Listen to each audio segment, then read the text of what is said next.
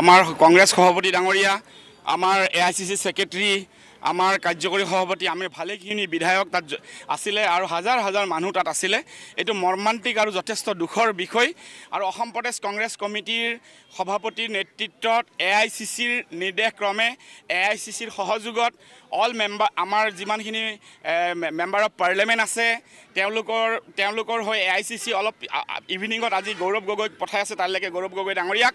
আৰু লগতে আপোনালোকক জনাবলৈ বিচাৰিছোঁ, সভাপতি মহোদয়, অসম প্ৰদেশ কংগ্ৰেছ কমিটি, বিধায়িনী দল, AICC আমি সকলোৱে মিলি অনতিপলমে 25 লক্ষ টকা তেওঁলোকৰ ঘৰত প্ৰদান কৰা হ'ব, তেওঁলোকৰ এইটো ফাৰ্ষ্ট ইনষ্টলমেণ্ট হিচাপে।